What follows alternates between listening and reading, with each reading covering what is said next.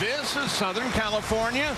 All the signs say it is, and we're supposed to be competing in the Craig and O'Reilly Auto Parts Winter Nationals. But this morning, we actually had ice banging all over the ground. Brandon Bernstein says that's a crazy way to start a season. A snowman at a racetrack? Ooh, that's really weird. But it's warmed up. And right now, with just one session of qualifying complete, we're ready for session number 2. And we are ready to race. 8,000 horsepower, 300 miles an hour. They're the fastest accelerating vehicles on the planet. The NHRA Full Throttle Drag Racing Series gets underway this weekend at historic Pomona, California. Last season, living legend John Force had a fight on his hands. It was a duel to the finish with up-and-comer Matt Hagan. In the end, Force took an unprecedented 15th funny car title. But Hagan had made his mark and hopes to take care of unfinished business this season.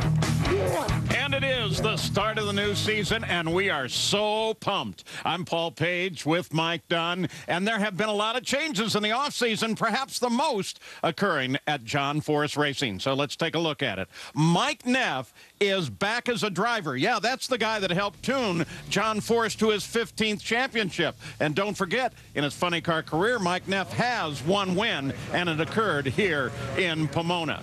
Well, with Zippy in, he is in because Ashley and her husband, Danny Hood, are expecting a baby, and so they're going to take some time off. John Force now will move into Ashley's car. Or said another way, Mike, we're talking moving from a 6-win car to a 1-win car.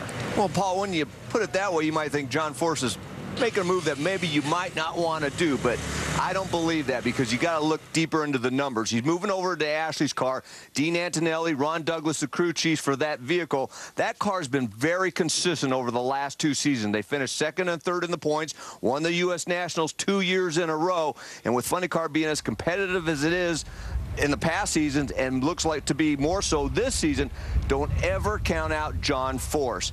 Now, that being said, probably the biggest change over there, though, is for the first time in 26 years, you're going to end 132 wins and 15 championships. Crew Chief Austin Coyle will not be with John Force. Yeah, the winningest chief mechanic of all time. Let's take a look at the funny car headlines now. We just mentioned all of those big changes that are happening at John Force Racing.